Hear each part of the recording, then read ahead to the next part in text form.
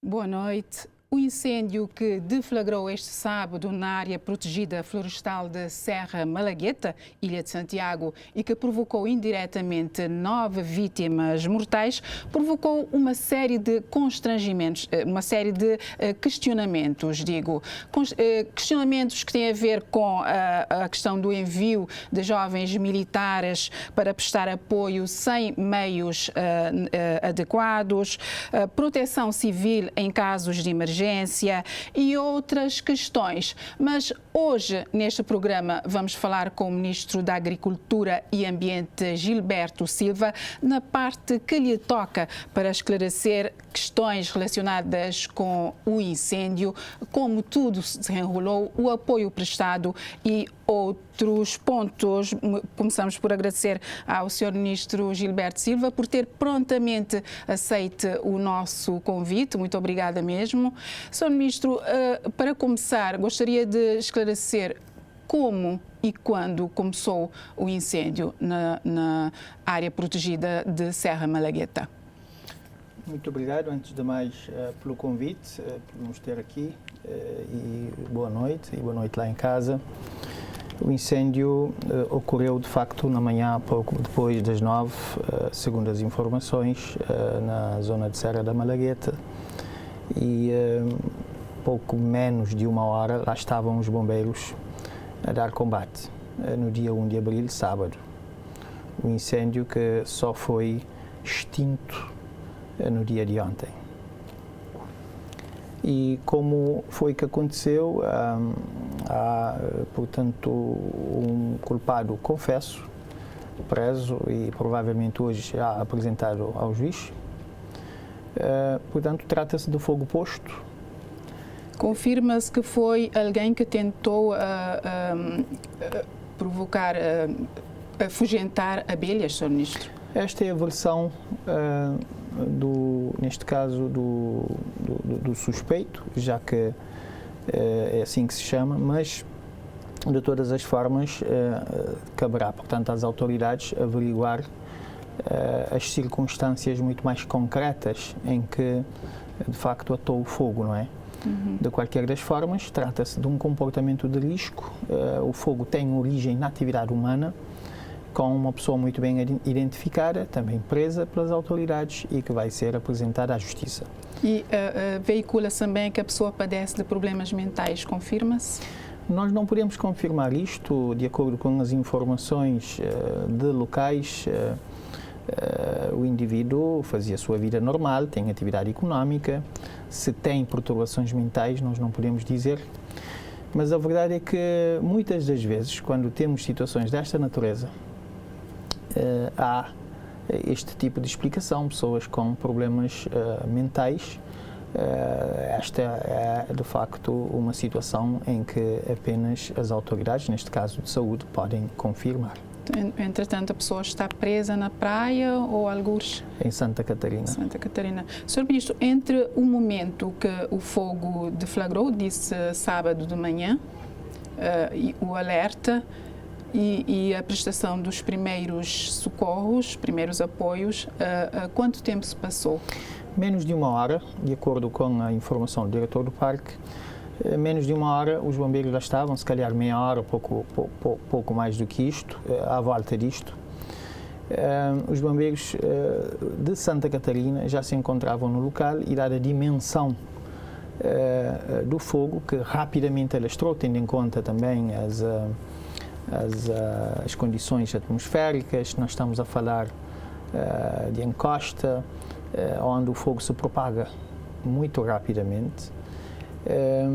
Juntaram-se, portanto, outras forças de outros concelhos, posso lhe dizer, e de acordo com a informação recolhida, 7 municípios participaram no combate ao fogo, para além, portanto, de elementos da Cruz Vermelha e também das Forças Armadas, num contingente superior a 260 elementos. Uhum.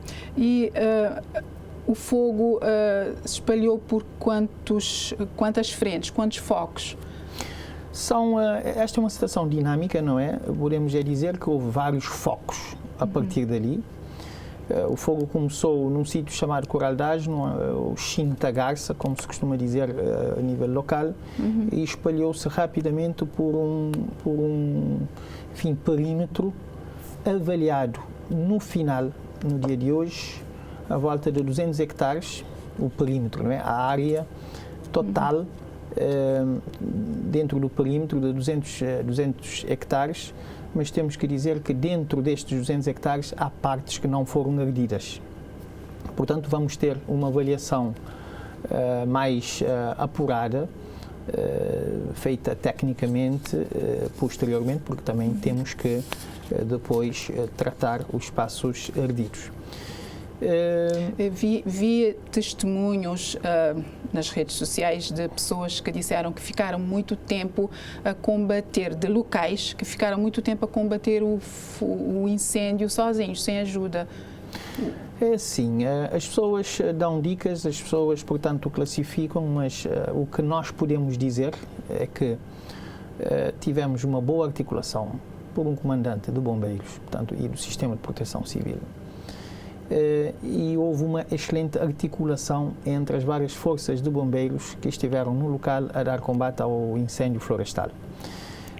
Por uma questão de tática de combate, nem todos os focos são de imediato combatidos e à frente, porque também podem representar bastante perigo para a própria equipa de combate. Há sítios que devem ser deixados arder e depois combater mais à frente, etc. Portanto, não se pode, desta forma, estar a classificar a qualidade do combate. Quanto a nós, o trabalho foi muito bem feito, foi muito bem coordenado, não obstante, de facto, os acidentes que aconteceram e que não têm que ver diretamente com o combate ao incêndio. Por isso, nós pensamos que o que se tem a dizer tem a ver mais com os factos. Tivemos vários focos, sim, devido às condições atmosféricas, às vezes a propagar rapidamente, às vezes a diminuir.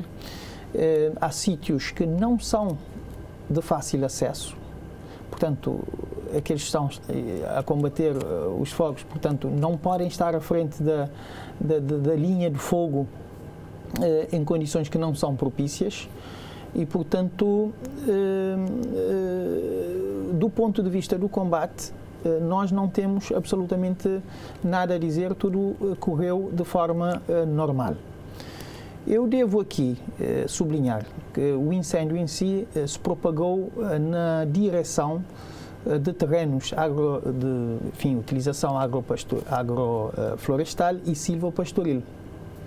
Felizmente, tendo em conta as condições atmosféricas e também tendo em conta o nível de combate que se deu, os fogos não se propagaram em direção ao núcleo central do parque, onde a população, portanto o povoamento florestal é muito mais denso e onde nós temos infraestruturas e a população, o que significa que deste ponto de vista tivemos alguma sorte e o fogo se propagou sobretudo para sítios onde nós não temos a população residente. Mas algumas pessoas foram retiradas, foram deslocadas. Sim, por uma questão de prevenção. As pessoas são cerca de 11 famílias, de acordo com as informações do Serviço de Proteção Civil, 11 famílias que foram de facto evacuadas temporariamente das suas casas e que depois todas já estão de volta para as suas casas. E quanto aos estragos, estas pessoas tiveram muitos prejuízos? É assim, dos estragos... Sei que alguns currais foram danificados, não é? Exatamente. Nós poderemos, enfim, classificar os prejuízos entre prejuízos ambientais e prejuízos nas infraestruturas ou nos recursos das pessoas. Prejuízos ambientais têm que ver, sobretudo, com a destruição da camada arbustiva e da camada herbácea no terreno, quer dizer que, enfim, a cobertura do solo foi destruída, o que fez com que o risco de erosão aumentasse consideravelmente. E nós vamos nos aproximar do período das chuvas daqui a alguns meses e é evidente que com isto vamos ter mais erosão naqueles sítios que, como sabe, têm um forte declive e favorece, portanto, a erosão hídrica. Para além disto, nós tivemos também a destruição de sítios de nidificação da garça vermelha, que é uma subespécie endémica de Cabo Verde, está ameaçada, exatamente, e que efetivamente também vem sendo protegida.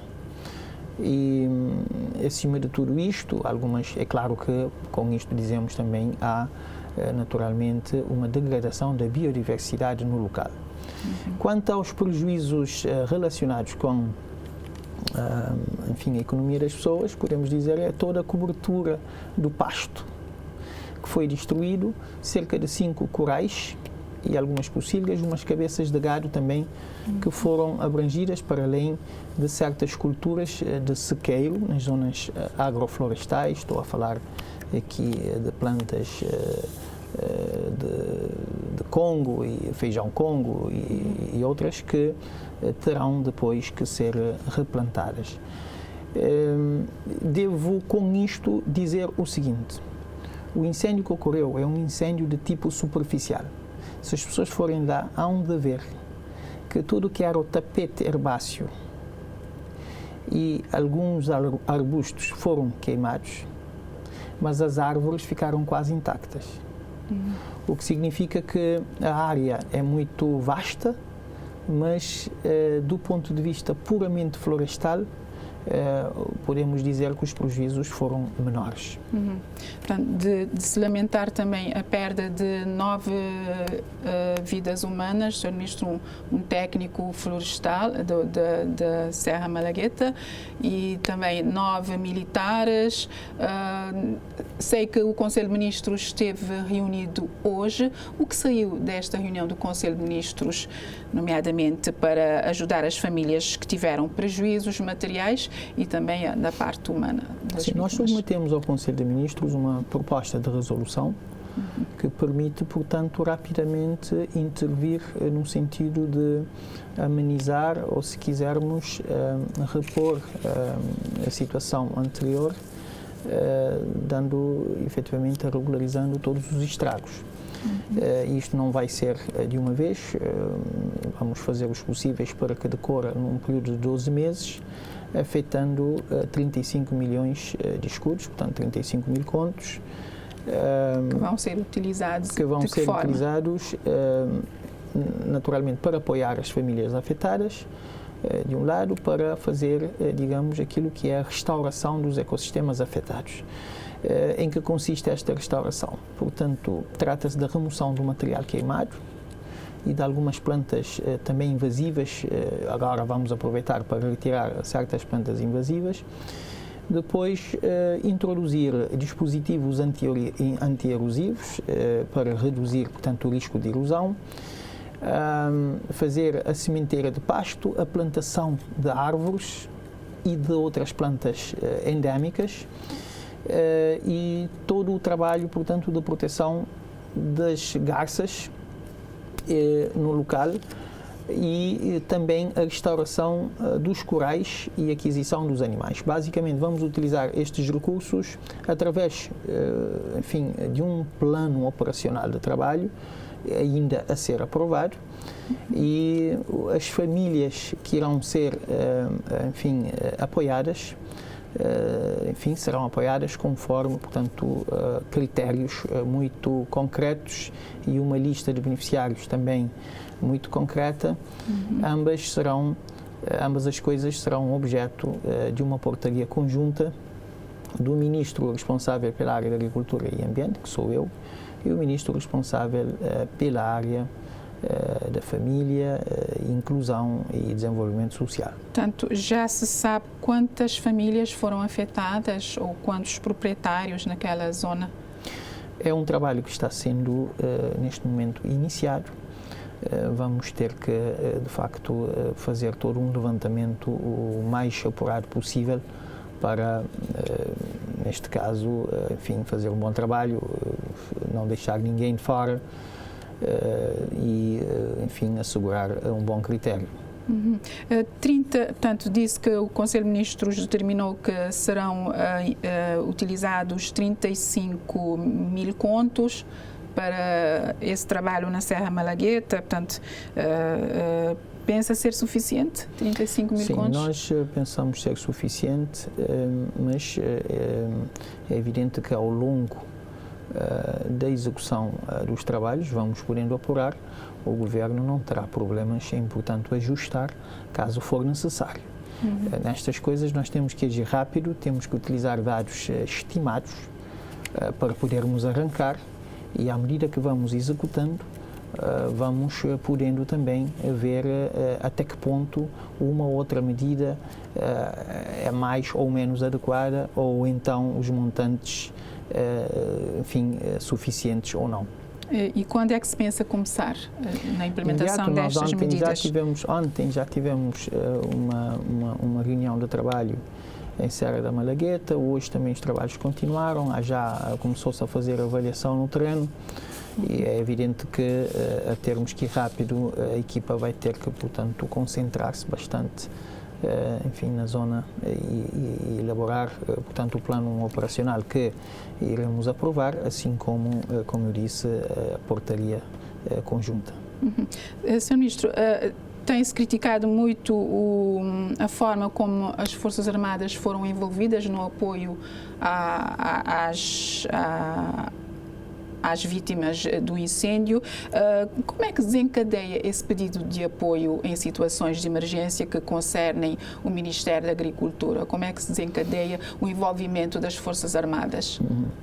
Bom, primeiramente para dizer que não é o Ministério da Agricultura responsável pelo Serviço de Proteção Civil e Bombeiros. Sei. Ministério e, por da Administração conseguinte, Interna. é o Ministério da Administração Interna, há um Serviço Nacional de Proteção Civil e Bombeiros, há uma lei também nacional para as operações de emergência de proteção civil e, portanto, tudo se decorre de acordo com esta legislação. O Ministério da Agricultura, quando se trata de fogos florestais, o Ministério da Agricultura está lá para apoiar, também de acordo com a lei. Apoiar com meios logísticos, apoiar com, enfim, informação necessária para que o trabalho possa se decorrer de melhor forma. Portanto, esse é o primeiro esclarecimento que eu gostaria de dar. Segundo, a nossa lei permite que os militares possam ser requisitados para trabalhos desta natureza. Isto já aconteceu várias vezes no país, em Santo Antão, no Fogo, e graças a este apoio de militares nós também temos conseguido fazer um bom trabalho de combate a incêndios florestais. Portanto, deste ponto de vista, não há nada de anormal, não há nada de ilegal, não há nada que, quanto a mim, deve ser criticado. E, aliás, pergunto, se não houvesse... Critica-se. Sei que os militares já estiveram envolvidos, por exemplo, no apoio às vítimas da erupção vulcânica, apoio a vítimas de inundações, são etc. operações de emergência de proteção civil. Enviar para uma zona de incêndio, de difícil acesso, olha, deixe-me dizer-lhe, os militares podem, de acordo com a nossa lei, serem requisitados para operações de emergência de proteção civil.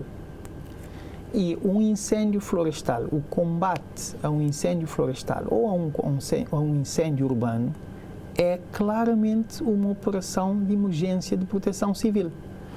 E, portanto, eu tenho que aqui esclarecer e esclarecer também aos nossos concidadãos que isto tem acontecido, é normal, está dentro da lei.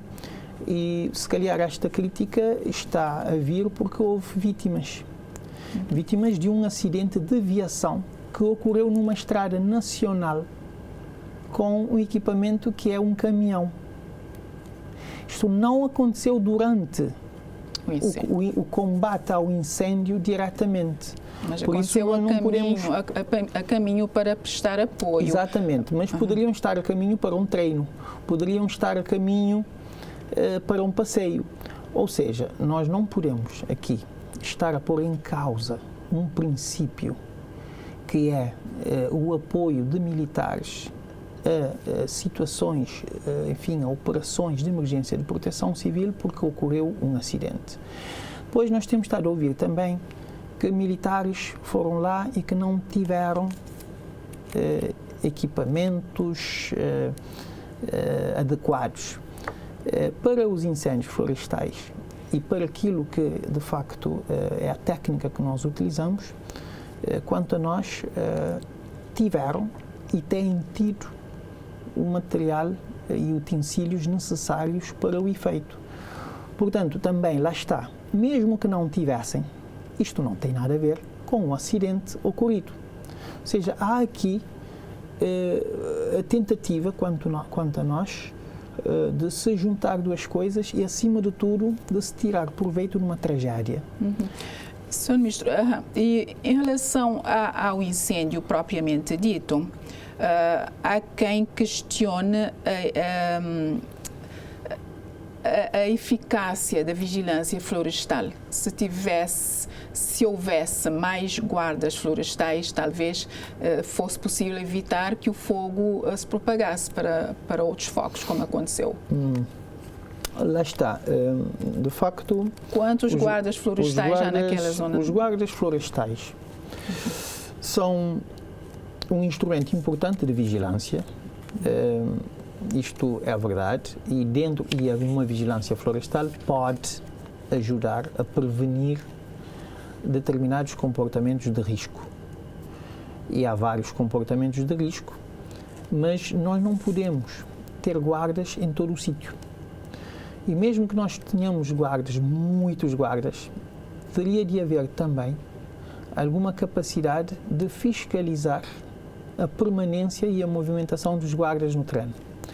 Uma das grandes críticas que nós temos tido e outras constatações é que temos muitos guardas, os guardas não estão lá, ninguém consegue controlar por onde andam os guardas e por isso temos estado a procurar melhorar o sistema de vigilância florestal também com a introdução da videovigilância. Isto já está acontecendo em alguns perímetros florestais, vamos ter, nomeadamente, por exemplo, no Maio.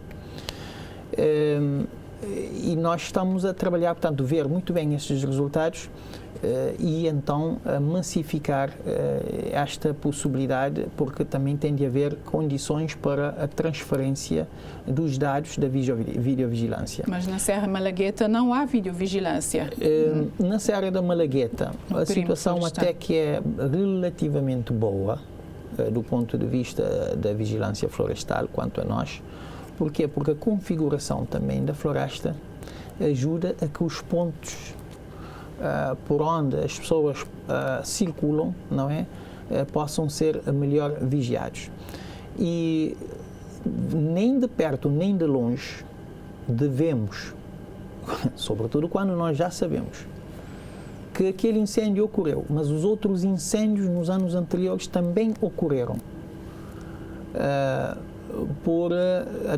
Enfim, devido a comportamentos de risco por parte de utentes da floresta, neste caso, e quais são estes comportamentos de risco? Sobretudo, a queima de resto vegetal nas zonas limítrofes, esta coisa de afugentar abelhas, o fogão de 3 pedras para cozer alimentos durante, enfim, determinados períodos de trabalho, por exemplo, roça, para a remoção de restos vegetais antes das sementeiras. Então, e o que é que o Ministério tem estado a fazer para evitar estas práticas nocivas? O Ministério vem trabalhando no sentido de fazer, enfim, a sensibilização no terreno. Nós também, através dos mídias, veja quantos spots, por exemplo, neste sentido, vem sendo, enfim, divulgado através da televisão e da rádio. Tem essa sensação que são spots esporádicos, que devia ser mais frequente. Lá está. Não se recomenda spots frequentes todo o tempo, porque depois também perdem, enfim, a eficácia. E depois tem custos, mas temos estado a fazer isto, temos estado a fazer no terreno. E há uma questão que eu também gostaria aqui de enfim, informar, a lei florestal já pune, enfim, considera isto uma contraordenação, tem, de facto, tem uma penalidade, o uso indevido de fogos florestais, mas a nova lei que vai entrar em vigor daqui a pouco tempo, já que foi aprovada por unanimidade no Parlamento, penalizou ou agravou a penalização do uso de fogos florestais nas florestas. Para além disto, pode ser considerado um crime, está no Código Penal, no artigo 296, digamos, o tratamento desta questão. Quem atar fogo, por exemplo, numa mata ou num arvoredo, que constitui, por exemplo, uma floresta, pode até ser, enfim, pode até ser objeto pode ir para a cadeia, 4 se não me engano, 4 a 10 anos de prisão. Mas para isso a vigilância tem de funcionar, Sr. Ministro. Não só a Voltando vigilância, à questão dos guardas, quantos guardas existem naquele sítio? Só naquele sítio nós temos 4 guardas florestais. Mas ainda não há videovigilância. Mas ainda não há videovigilância, mas há 4 guardas florestais. E eu também devo dizer que há a população local que faz a vigilância complementar. Existe aqui o chamado conceito de vigilância complementar, em que o piloto de um avião pode ser considerado um vigilante, porque um piloto, ao sobrevoar uma área, por exemplo, e ao reparar que há um fogo, pode até denunciar. Qualquer cidadão pode fazer isto. E, portanto, o que eu quero dizer é que não se pode evitar fogos pela massificação de guardas florestais, porque depois coloca-se o problema dos recursos que são afetados anualmente para o pagamento dos salários. Então, qual é a receita para se evitar? Deixa-me só dizer, nós neste momento, só para um projeto denominado Reforço da Capacidade Adaptativa e Resiliência do Setor Florestal, que é o projeto de onde se tira o grosso dos recursos para pagar os guardas, gastamos 173 mil contos anuais. Para além disto, complementamos este valor com mais cerca de 50 mil contos anuais num outro projeto, desta feita agora na área diretamente do ambiente, conservação da natureza. O projeto se chama Conservação e Gestão de Espaços Naturais e, portanto, não são poucos recursos e o grosso destes recursos vai para o pagamento de salários. Então, está a ver que há um esforço muito grande do Estado, quando eu digo Estado, de todos nós, é o dinheiro dos contribuintes, para mantermos, enfim, a vigilância florestal e temos que necessariamente, lá onde for necessário, se calhar até aumentar, mas lá onde não for também não fazer e, acima de tudo, recorrer, não é, mecanismos de apoio, tal qual eu disse, videovigilância, mas também apostar muito fortemente na prevenção. A natureza da nossa floresta em Cabo Verde, as zonas florestadas, o tipo de florestas que nós temos, a orografia do terreno, exige, e sobretudo temos que dizer que as nossas florestas são florestas artificiais, já que foram todas plantadas. Dizer que nós temos que apostar sobretudo na prevenção. E apostar na prevenção é na redução dos comportamentos de risco. Como as queimadas, por exemplo. As queimadas. Nós resolvemos muita coisa com o fogo. Nós temos a tradição não só de queimar restos vegetais, mas há sítios em que nós fazemos a queima de roupa velha. Há sítio, portanto, utilizamos a chamada ou caldeirão de 3 pés, como costumamos aqui dizer, em que cozemos, portanto, enfim, no terreno, na proximidade das áreas arborizadas, e também afugentamos as abelhas com o fogo. Para além, não é, da circulação muitas vezes, enfim, de pessoas, enfim, que têm perturbações mentais.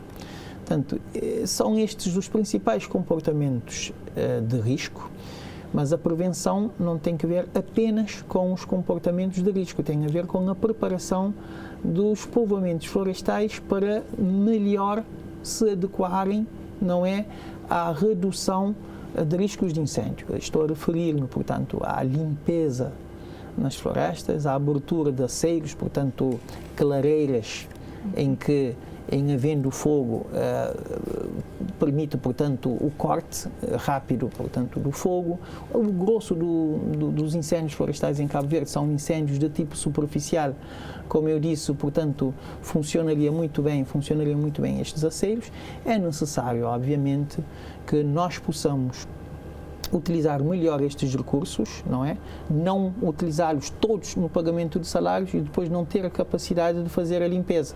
Tem de haver, portanto, um equilíbrio entre os recursos alocados aos salários e os recursos alocados aos trabalhos de manutenção florestal para que nós possamos, de facto, ter uma floresta mais resiliente. Há 2 anos, durante uma reunião, vi na comunicação social uma reunião com a participação da Direção-Geral de Turismo, Direção-Geral de Ambiente e outras instituições.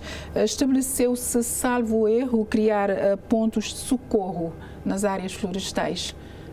Fez-se algo nesse sentido? Bom, não tenho conhecimento, mas os pontos de socorro são, evidentemente, para as pessoas que transitam na floresta, essencialmente. E já agora, devo dizer, e pegando um pouco naquilo que constitui as funções, não é, dos povoamentos florestais que nós temos, veja que as florestas de maior valor, se posso dizer assim, do ponto de vista ambiental, integram as áreas protegidas do país. As áreas protegidas do país também têm esta vocação de promover, ajudar a promover o turismo de montanha, o turismo ecológico, o turismo rural, e por isso faz todo o sentido que nós também procuremos integrar a nossa política florestal com a política do turismo no país, e para isto teremos que, enfim, tirar mais proveito económico do turismo, mas ao mesmo tempo temos que entender que os riscos aumentam com o turismo e temos que necessariamente controlar os pontos em que os turistas param e, dentro deste ponto de vista, por que não reforçar, enfim, o apoio e os serviços para o turismo. E também falou-se na definição de trilhos para ajudar em situações de emergência, como incêndios, por exemplo. Sim. Há trilhos definidos? Há trilhos definidos, há muitos trilhos definidos, a população utiliza esses trilhos todos os dias. O que nós temos estado a fazer ao longo do tempo, e basta visitar o terreno para ver que há muitos trilhos melhorados, há investimentos que são sendo feitos no sentido de melhorar as condições de circulação dos turistas e da população local. É um trabalho que tem que ser feito e combinado com o que eu disse, a manutenção florestal, portanto a limpeza das florestas, a abertura de clareiras ou aceiros, se podemos dizer, para, enfim, no seu conjunto, assegurar, portanto, uma circulação de pessoas com maior segurança, mas também uma floresta que tem maior resiliência e aqui melhor protegida face aos fogos florestais. E vai-se intensificar as campanhas de sensibilização de pessoas a partir de agora? A floresta na Serra Malagueta vai servir de lição no sentido de se intensificar contra práticas nocivas? Nós esperamos que sim, nós esperamos que estes acontecimentos, embora nós não os desejamos, mas nós esperamos que estes acontecimentos possam contribuir para também maior conscientização, não é, da própria sociedade. Vamos dizer que também, para além de vidas humanas ou do perigo que isto representa para aqueles que, enfim, têm que dar combate aos fogos florestais, há recursos alocados. Portanto, nós gastamos muitos recursos na deslocação do pessoal, na manutenção do pessoal, na gestão dos riscos do pessoal que dá o combate aos fogos florestais, e tudo isto sai do bolso dos cabo-verdianos. E, portanto, nós entendemos que deve haver muito maior consciência, muito maior responsabilidade, ter em conta aquilo que nós chamamos o triângulo do fogo, não é? Porque o triângulo do fogo tem três bicos. Um bico é o oxigênio, nós não controlamos. O outro bico é o calor, também não controlamos. Mas o outro bico que é praticamente o combustível e a sua ignição, isto nós podemos controlar. E é por esta via, portanto, para além da limpeza, não utilização dos fogos, para não termos a ignição, e a limpeza, como eu disse, vai ajudar a reduzir este terceiro fator, não é? Do triângulo do fogo. E é nisto que nós temos que apostar para reduzir todos os comportamentos de risco que põem em causa e que aumentam efetivamente a probabilidade, não é, de haver incêndios florestais. Isto em todas as ilhas. Portanto, há que trabalhar este aspecto nas escolas, há que trabalhar este aspecto na sociedade, há que também reduzir ou acabar com a impunidade, não é? Daqueles que, de facto, utilizam estas práticas, não é? Portanto, nós estamos perante uma sociedade em que temos que mudar muitos hábitos, portanto, muitas práticas e atitudes, não só neste aspecto concreto que tem a ver com os incêndios florestais, mas em vários outros aspectos que têm a ver com a própria gestão do ambiente, a qualidade do ambiente, a qualidade da saúde do nosso país.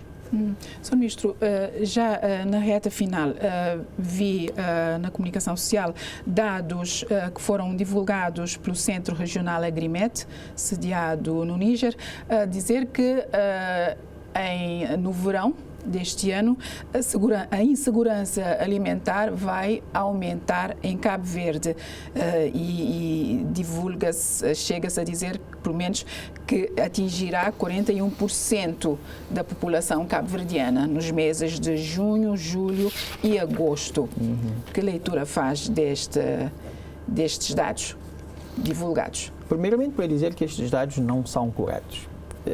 Segundo, para dizer que os dados não são da Agrimet. A Agrimet, o SILS, desenvolveu um modelo que se chama quadro harmonizado, que é utilizado nos países da região. E Cabo Verde, os técnicos nacionais, evidentemente com a colaboração, sim, do SILS, da FAO, faz a avaliação 2 vezes ao ano, uma vez no mês de março, outra vez no mês de novembro. E quando faz esta avaliação, diz qual é a situação atual e depois qual é a projeção. E o que nós podemos dizer... A projeção é baseada em quê? A projeção é baseada na tendência que há se medidas não forem tomadas. Portanto, dizem, olha, se medidas não forem tomadas, nos meses de julho, agosto, poderemos ter uma projeção, não é? Da situação de segurança alimentar tal. Então, esse 41% da população que, segundo o artigo, será afetado pela insegurança alimentar, tem a ver com a projeção se medidas não forem tomadas. Se medidas não forem tomadas, mas mesmo assim os dados não estão corretos. Para Cabo Verde, estima-se, portanto, estima-se que se medidas não forem tomadas, estaríamos, portanto, esta população em crise 20% a nível nacional, no Conselho de Santa Cruz 18%. E o que nós vimos no artigo é 41% e 81%. Está a imaginar 81%, passa por 100 pessoas na rua e 81 pessoas estão em crise alimentar. Vê-se por esses dados que não estão corretos. O que nós entendemos é que devem ser corrigidos. O próprio Secretariado Nacional de Segurança Alimentar e Nutricional há de remeter para o jornal, portanto, uma leitura adequada dos dados que foram produzidos sob a coordenação do Serviço Nacional de Segurança Alimentar e Nutricional. E que medidas estão a ser tomadas para se evitar que até julho, agosto, haja o agravar da insegurança? Não haja o agravar, né? Não haja, sim. É assim, o governo, aliás, esses dados que nós temos, e eu posso lhe garantir, há cerca de 5 fases neste, 5 estádios nesta avaliação. Um estádio diz, portanto, praticamente pessoas em segurança alimentar, depois pessoas em stress, fase 2, fase 3, pessoas em crise, fase 4, pessoas em emergência e fase 5, pessoas com fome. Nós tivemos do ano passado para este ano, enfim, um aumento de pessoas em segurança alimentar, portanto era 72%, passou para 73%.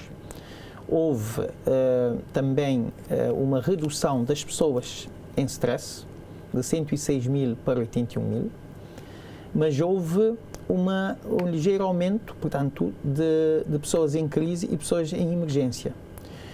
E nós entendemos que isto seria de longe pior se o governo... O aumento foi de quanto? De pessoas... No caso de pessoas em crise, de 29 mil para 40, e de pessoas em emergência de 1.000 para 2.800. Isso a nível de Cabo Verde? Pessoas, sim. O que significa que, veja que estes números são, para nós, mesmo que haja aumento de uma só pessoa em emergência é importante, mas se nós considerarmos estes números, temos que dizer que a situação seria muito pior se o governo não tomasse medidas. Quais foram estas medidas? Nós reforçámos as cantinas escolares, 20% da população de Cabo Verde nas cantinas escolares, portanto 90 e tal mil crianças representam 20% da população de Cabo Verde. Bonificámos a ração animal, compensamos, enfim, o preço da importação dos produtos alimentares de primeira necessidade, sobretudo o trigo e o milho. O governo acaba de aprovar também hoje o prolongamento, e perguntou medidas, portanto, o governo acaba de aprovar o prolongamento da medida de compensação do preço do milho entre 1 de abril a 31 de julho. A medida terminou a 31 de março. E agora será até 31 de julho. E agora será até 31 de julho. Se nós não fizéssemos isto, para cada saco de milho, portanto, o comprador estaria a gastar mais 541, 561 escudos, coisa assim. O que significa que isto tem um impacto muito grande, por exemplo, no fabrico da ração animal, e que, enfim, também contribui muito para a atividade pecuária e a sua sustentabilidade. Para além disto, o governo vai continuar, enfim, pelo menos até esta altura, a reforçar as cantinas escolares. O governo vai ter que reforçar assistência alimentar às famílias. Portanto, os dados mostram que há famílias que precisam, de facto, de maior apoio. Vamos ter que assegurar isto. E por conseguinte, esta avaliação que é feita pelo Estado, através do Secretariado Nacional de Segurança Alimentar, visa justamente obter dados para ajustar as medidas. Portanto, e devo aqui, se me permitir, uma avaliação feita pelo SILS mostrou que Cabo Verde é o país da região com melhor governação em matéria de segurança alimentar e nutricional. Significa que o nosso sistema funciona, que a administração toma as medidas, portanto, segue a situação e toma as medidas atempadamente. Há vários itens desta avaliação que poderão ser muito bem consultados para mostrar que nesta matéria vamos bem. É claro que somos um país vulnerável a choques externos, um país que importa bastante alimentos e, portanto, a crise inflacionária a nível dos alimentos, nós vamos assistindo também a nível de todo o mundo, tem que afetar Cabo Verde, e os outros não podem estar com problemas e nós sem, se nós importamos alimentos em boa porcentagem. Portanto, sofremos esta crise inflacionária, o impacto desta crise inflacionária, mas vamos gerindo isto dentro do contexto das medidas que o Governo aprovou no decurso de 2022. Por falar em importação, Sr. Ministro, notou-se uma diminuição do preço da farinha de trigo, mas o preço do pão não diminuiu. Não há inspeções, vigilância no mercado para estas questões? Nós não entendemos que o preço do pão enfim, não diminuiu. Veja que no início houve o pão continua a ser vendido por 15 escudos, como acontecia há 2 meses. Mas veja que na altura houve, enfim, notícia de que o pão estaria a ser vendido por 25 escudos. E, portanto, nós entendemos que, bom, é preciso levar em conta também a nossa legislação. A nossa legislação não regula o preço do pão. Não regula. O preço é livre.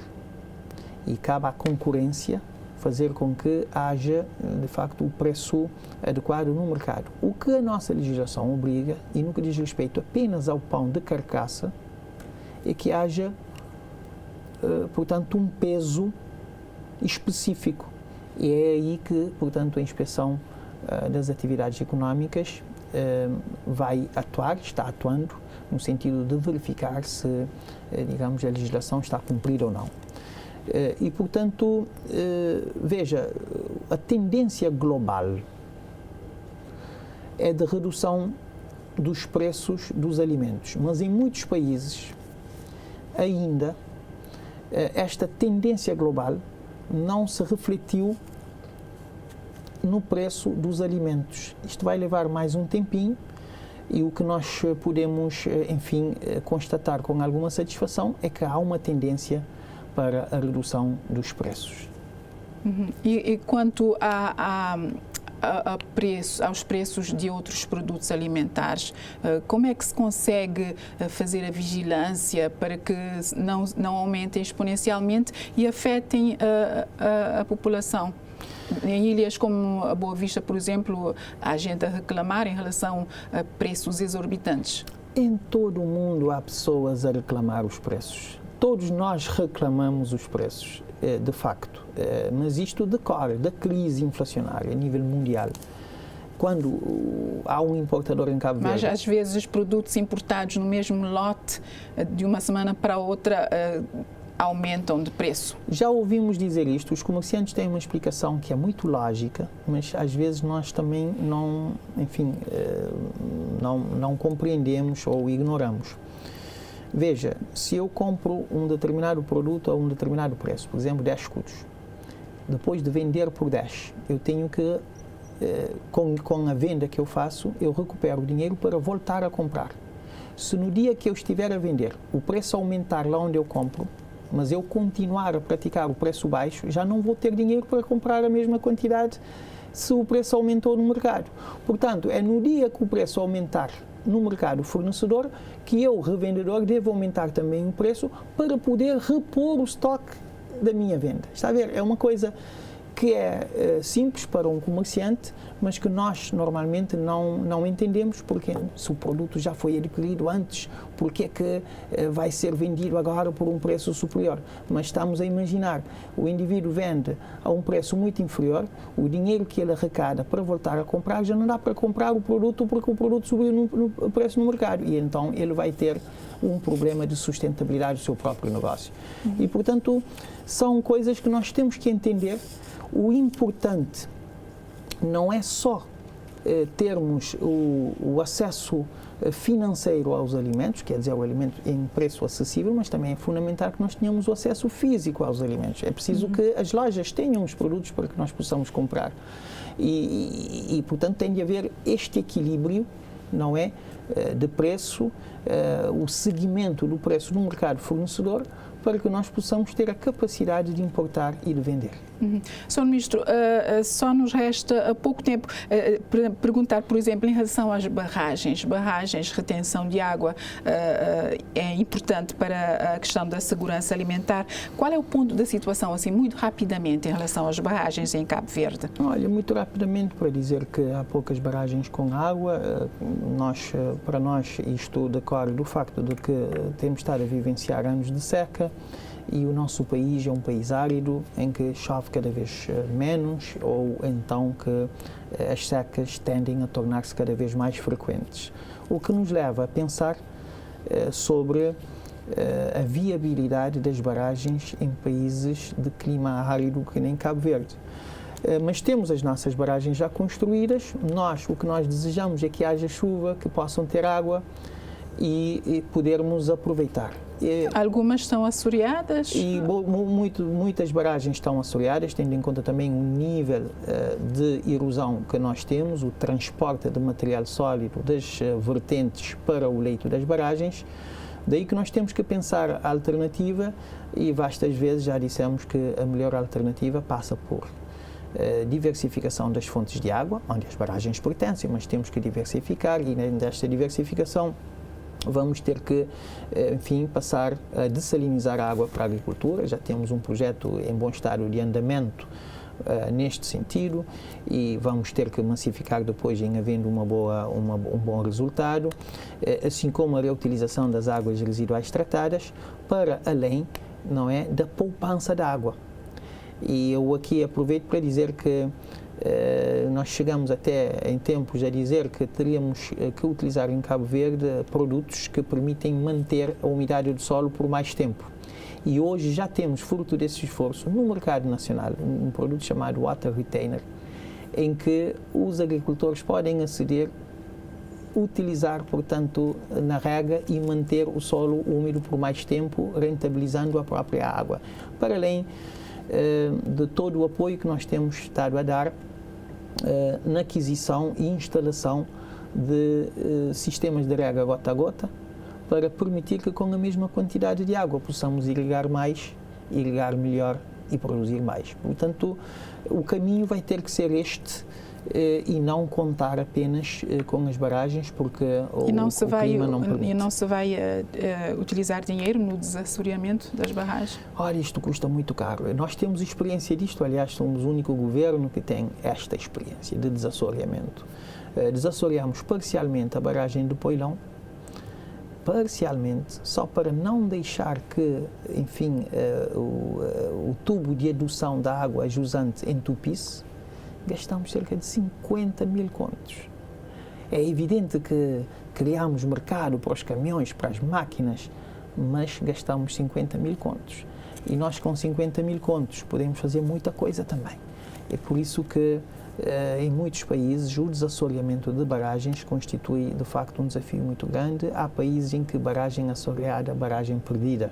Porquê? Porque custa bastante desassorear. Sr. Ministro, só nos resta agradecer. Hoje a prioridade era mesmo a questão do incêndio em Serra Malagueta, interior de Santiago, e também a questão da insegurança alimentar. Então, agradecemos imenso por ter aceito prontamente o nosso convite. Muito obrigada. Agradecemos nós, contem sempre connosco por tudo aquilo que contribui para, enfim, a melhor informação da nossa sociedade. Quanto a si, estimado telespectador, da parte da televisão de Cabo Verde, vamos tentar ao longo da semana ter mais conversas sobre os acontecimentos no interior de Santiago, Serra Malagueta, também a questão do acidente com os militares. Então, mas por hoje só nos resta dizer noite tranquila a todos. Boa noite.